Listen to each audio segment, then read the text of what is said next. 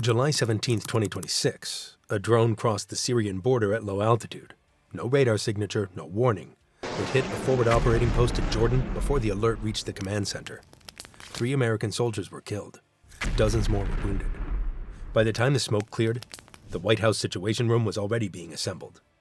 This wasn't the first proxy attack on American forces. It was the 100th. But something about the July 17th strike was different, not in scale, but in what it forced Washington to confront. One drone, roughly $20,000 to build, against some of the most sophisticated air defense infrastructure the United States had ever deployed in a single theater. The deaths were the event. What followed was the trap. This is Conflict Vector, where we uncover what today's wars are teaching tomorrow's militaries. 3 American soldiers were dead. From that moment on, Washington wasn't choosing between peace and war. It was choosing which problem would be worse. Do nothing, and every militia across the Middle East learns the same lesson. Attacking American troops carries no real cost. Strike back, and the crisis gets bigger. Either way, the United States loses something. So Washington struck. More than 85 Iranian-linked targets across Iraq and Syria were hit. Weapons depots, command centers, militia infrastructure. The response was fast, public, and designed to restore deterrence. But almost immediately another problem appeared. The airstrikes had punished the attackers. They hadn't punished the strategy. Because the people launching these attacks weren't part of one army, operating from one country, under one flag. Once America decided to strike, who exactly was it fighting? The answer was not a country. It was a network deliberately distributed across 5 nations, structured to give Iran plausible deniability while applying continuous pressure on American forces throughout the region.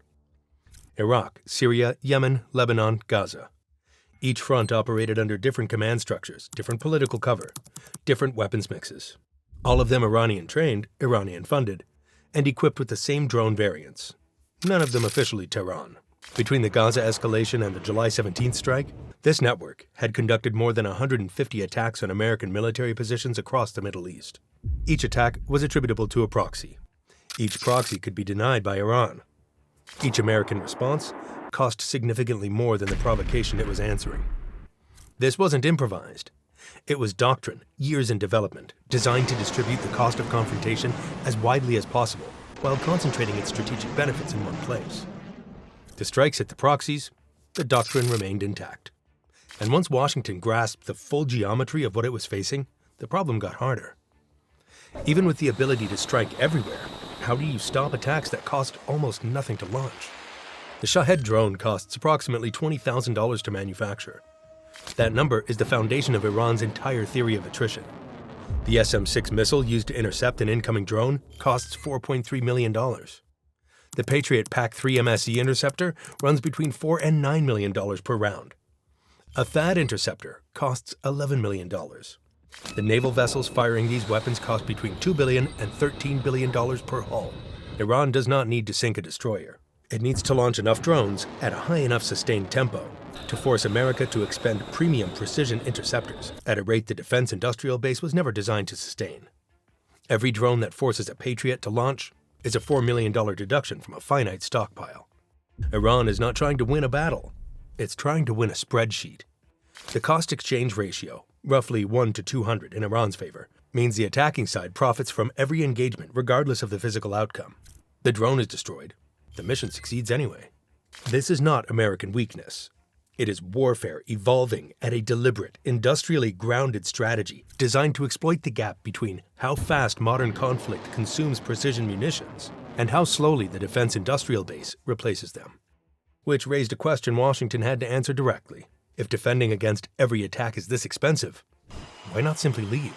Withdrawal looked simple on a map. In practice, it was strategically impossible. The problem wasn't political reluctance. It was geography and what that geography controlled. The Strait of Hormuz and the Bab el-Mandeb together formed the economic spine of the modern world. 20% of the planet's daily petroleum transited Hormuz. The Bab el-Mandeb carried more than 3 million barrels of oil per day, plus a significant share of global container traffic. Both sat directly inside the operational range of Iran and its proxies. An American withdrawal didn't end the conflict. It changed who held the leverage. Without an American counterweight, Iran and its network could credibly threaten both corridors. Global energy markets, shipping insurance, and the ability of allied economies to receive stable supply were all subject to coercion from a regional power that had already demonstrated its willingness to use it. The downstream consequences extend beyond markets. Every American ally in the region, Saudi Arabia, the UAE, Jordan, Israel, Kuwait, had structured their security around American presence. Withdrawal didn't reduce Washington's obligations. It transferred them to partners who couldn't carry them. Tehran had studied this logic as carefully as any Pentagon planner. The Hormuz threat wasn't incidental to the proxy campaign. It was the strategic anchor making withdrawal politically and economically impossible. America had to stay, but staying at the current pace was generating a cost no administration had yet fully calculated. If America had to stay, how long could this strategy last? The answer depended on one equation: production versus consumption. At peak engagement during the proxy campaign, American and allied forces were firing precision interceptors at a rate the entire defense industrial base was not built to sustain. The consumption side of the equation was running in real time. The replacement side operated on timelines measured in years.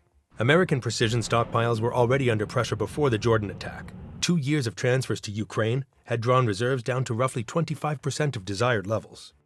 When the regional campaign intensified, Washington was fighting from a partially depleted position against a production system specifically engineered to exploit that vulnerability. The adversary's math was straightforward: keep launching, keep forcing interceptions. The attacker's cost stays near zero. The defender's inventory shrinks with every engagement. The Pentagon was not passive. Seeker production was being tripled. Interceptor output was being scaled. Directed energy programs were accelerating lasers that fire for the cost of electricity, removing the cost exchange advantage at its foundation. But the industrial responses operate on years. The battlefield operates on seconds. Washington was running a race where the finish line kept moving. What happens when modern warfare moves faster than factories can keep up? The July 17th attack was not a tactical surprise. It was a proof of concept. Iran had mapped the structural gap between America's operational capability and its industrial replacement rate and built a campaign architecture designed to exploit it over time. Washington understood this. The response was running on multiple tracks simultaneously. Production was scaling. Directed energy was advancing. Doctrine was being revised. The industrial and strategic machinery of the United States was adapting. But the adversary was adapting too. The next challenge for American strategy is not defeating any single proxy or dismantling any single network. It's something more fundamental. Building a force posture that makes the adversary's math stop working, not just in one theater, but across the range of conflicts Washington will face in the decades ahead. The Jordan attack exposed a new operating reality.